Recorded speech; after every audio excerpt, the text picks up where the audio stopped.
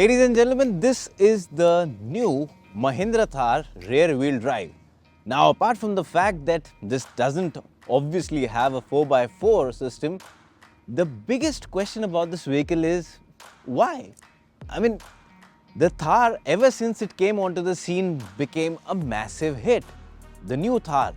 And so much so that till date Mahindra is not being able to fulfill the orders. There's a long waiting list. The backlog is massive. And now there's this cheaper Thar, which I think will only add to numbers. So why are they doing it? Well, the simple logic to it is that smart companies always plan business in advance.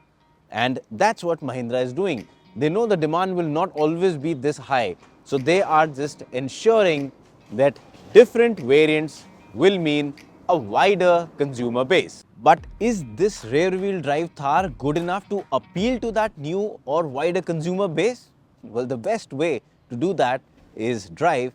So let's get behind the wheel and find out. But before we do that, please do like this video, share it as well, and subscribe to our channel and hit that little bell icon so that you can stay updated to all forthcoming TOI auto videos.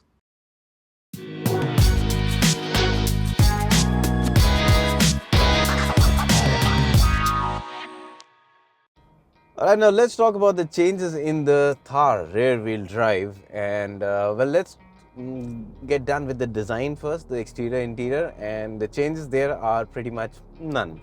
That's a good thing. That's not a bad thing because, well, the Thar is a new model, and beyond that, it's a design that people really love. So nothing has changed on that front. I think it's safe not to change that design. It gets the same kind of look and feel, the same kind of chunky tires, the same ground clearance. So all of that is good. Once you step inside the cabin, again, there also you do not see any change. The same kind of layout, the same infotainment screen.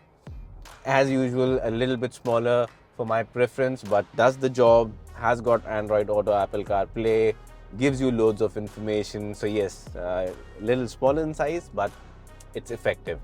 And the seats, the space, all of it is same. So nothing changes. So in terms of you as an occupant inside the cabin, you do not gain anything, you do not lose anything when you compare it to the existing Thar experience. And that's a good thing.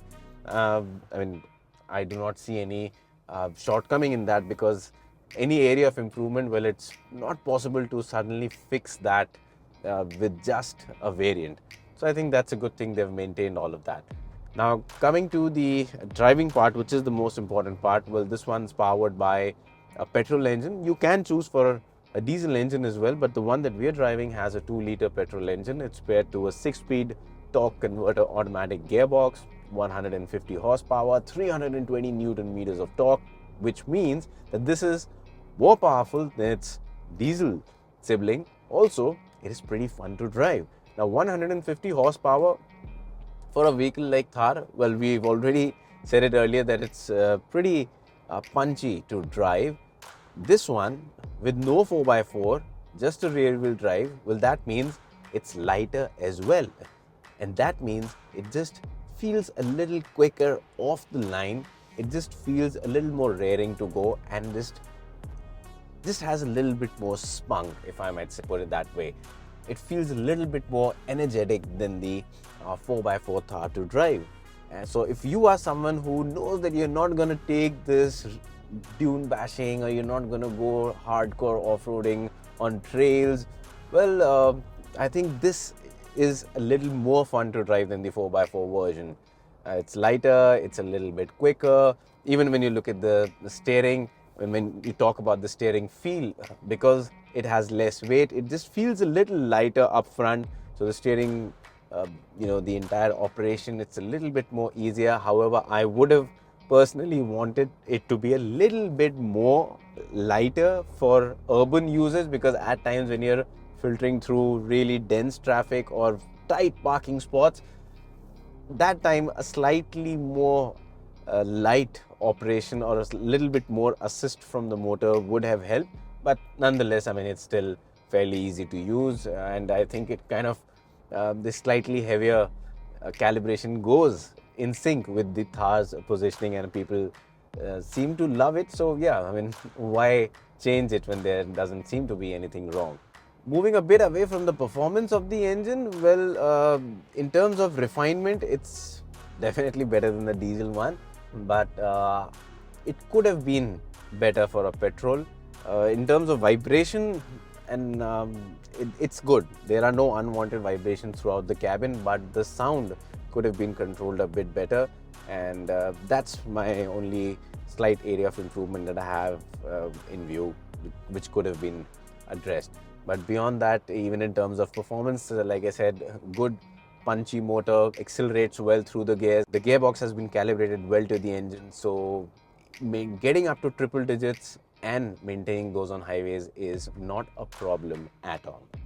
Now, since I did mention earlier that this doesn't have a 4x4, and that might make you think that probably there might be a major compromise in terms of off-road capability, but hey, hang on. Let me give you the good news. That isn't the case. Yes, of course, you can't go hardcore off-roading without a 4x4. That's a given. But still, with the kind of ground clearance it has, the kind of tires it has, the kind of the same ladder frame construction that it has, you can still throw a lot at it and it will take all of it with a smile. So you can easily go through bad roads, some sort of slush, mud, some sort of a trail. It should be able to handle that. Just stuff that really requires a 4x4 or an all-wheel drive, well, that is something that this won't be able to do. But yeah, that to give you a reference, a Leh-Ladakh trip, this should be able to do it with ease. And I mean, you don't really need a 4x4 for going Leh-Ladakh unless you're going at a time when it's pouring down in terms of snow. So this, in my opinion, is a very well-balanced vehicle. Like I said earlier while reviewing many SUVs that have 4x4 or all-wheel drive capability, that more than 90% of buyers do not end up using the 4x4 system to its capability during their ownership cycle. And so for such people who know that they're not going to go out on off-road trails, well, it makes a lot more sense to get a rear-wheel drive Thar. You get everything that the Thar is known for, that lifestyle image, that visual character, the kind of bragging rights or the wow factor you get on the road when people see you driving a Thar. So you get all of that, but you pay less because you don't need a 4x4, so you don't pay for that, and you get something that is a little bit lighter, a little bit quicker, a little more fun to drive. So I think with this Thar rear-wheel drive, Mahindra has got the recipe spot on, and I just hope this was there earlier, but nonetheless, it's there right now, and I think there is a huge market for this rear-wheel drive Thar. And well, we have already seen the Thar has just exploded onto the scene ever since it came, and this, I think, will just build up further on that success.